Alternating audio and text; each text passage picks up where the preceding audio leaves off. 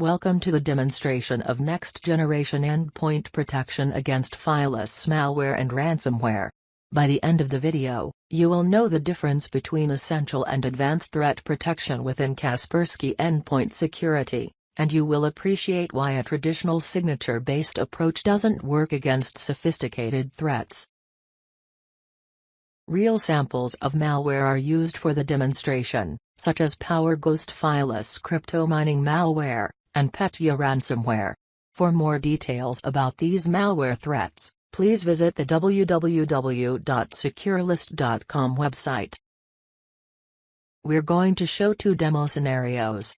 First, we will use traditional signature-based protection alone to detect fileless malware. Then we will disable the signature-based protection, and at the same time, we will enable our advanced components, based on behavior analysis. So no signatures, just behavior analysis during the post-execution stage.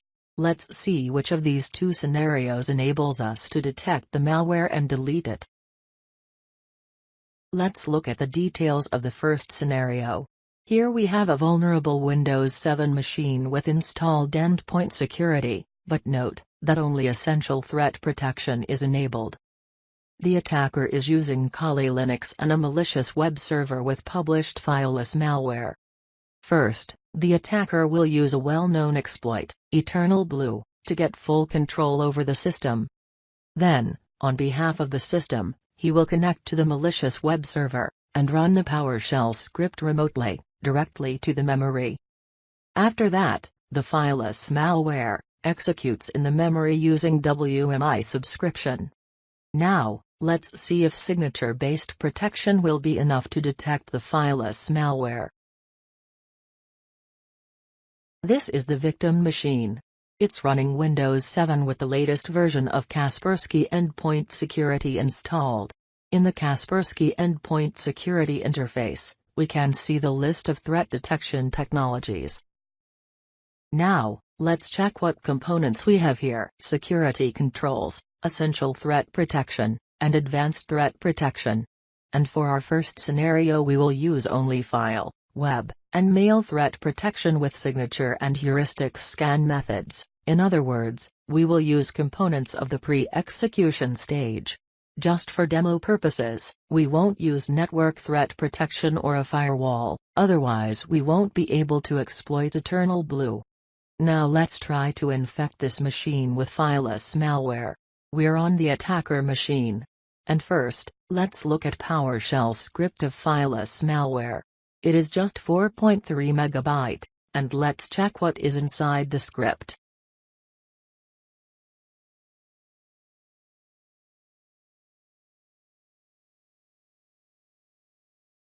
As you see, it's obfuscated, so we can't read anything here. It's just a set of symbols, which is why most antivirus can't detect it. Now, let's create a malicious web server, where this script will be published, and for this, we're using Python.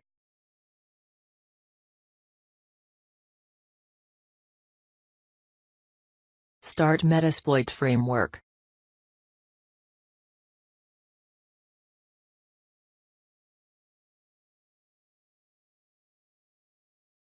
While it's loading, let's go back to the victim machine and check if the malicious website that's just been created is available.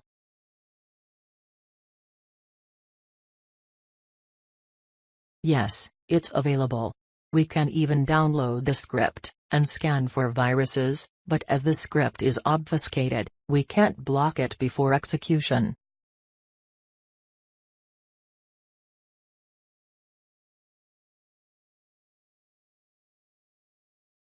Back again to the attacker machine and choose Eternal Blue exploit.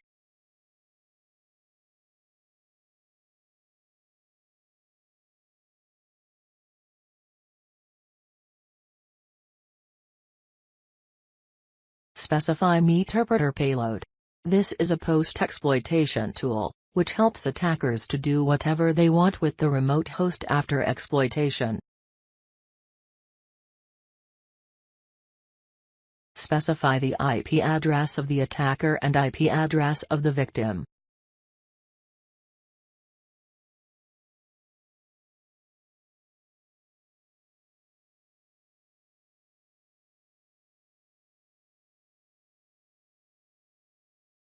Let's now check the settings summary. We'll inject our payload to the spools.exe process.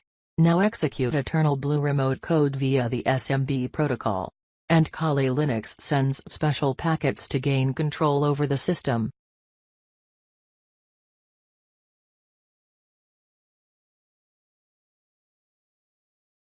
The attacker has now got full control over the system.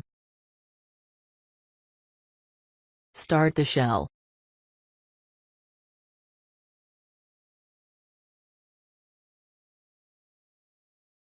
As you can see, we have the highest level privileges on the local system.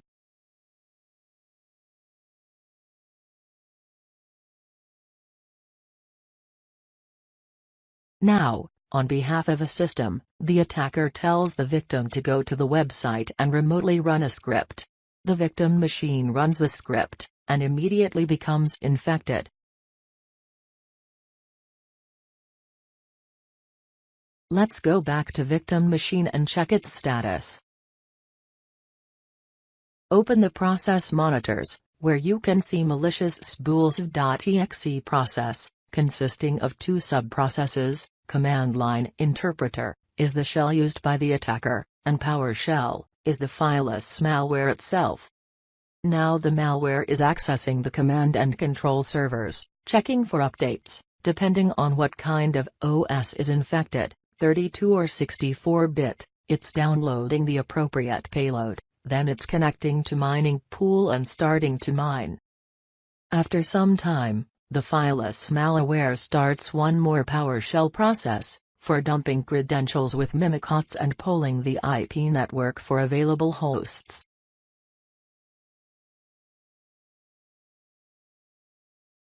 In Wireshark, you quickly realize that it's started IP host enumeration. Once it finds an available host on the network, it will immediately connect to it through WMI using harvested credentials, and if it's not successful it will exploit Eternal Blue to gain a full control over the system as was done by the attacker manually.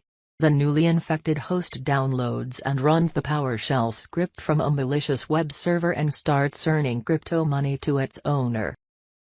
As you can see, fileless malware operates in memory, and signature-based methods or traditional file antivirus solutions are not able to detect this form of malware. However, even if we bypassed the malware, we can detect it using an engine for scanning critical areas such as kernel memory, Windows scheduler, WMI subscription and other important parts of the system. Run the task manually,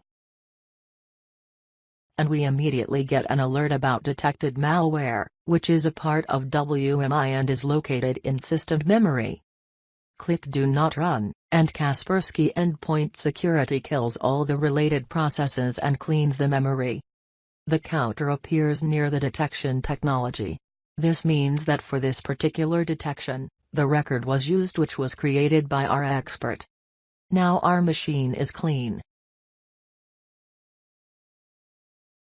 For the second demo scenario, we disable Essential Threat Protection and enable Advanced Threat Protection, meaning that we won't use signatures, we will use only behavioral analysis, during the post-execution stage or when the file is executed.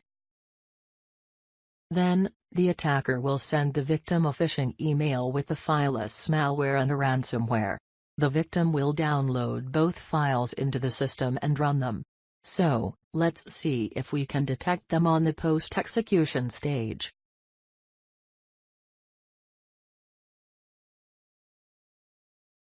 First, disabling Essential Threat Protection, components of pre-execution stage, which we saw in the previous demo.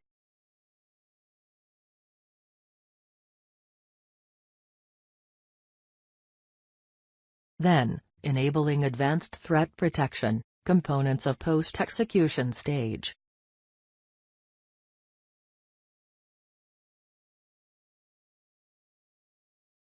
Open the Opera Mail client.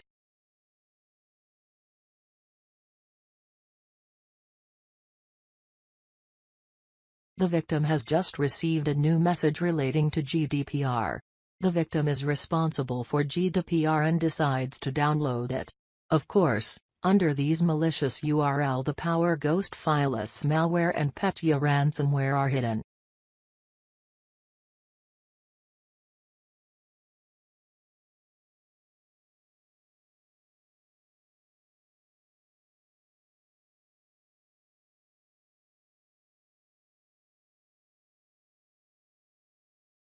The victim executes both files and immediately gets an alert message, and the malicious files are blocked from running by behavior analysis. So, you can see just how powerful advanced detection technologies which operate at the execution stage are. Let's open the report, and here we can see 4 events relating to the malicious files.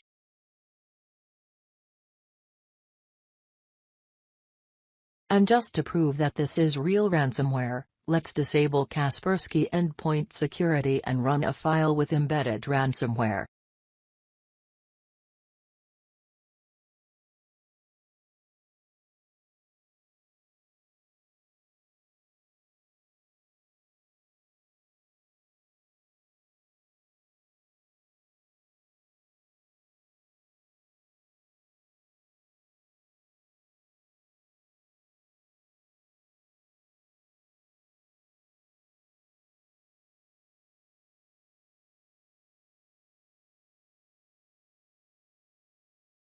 I should have thought this through.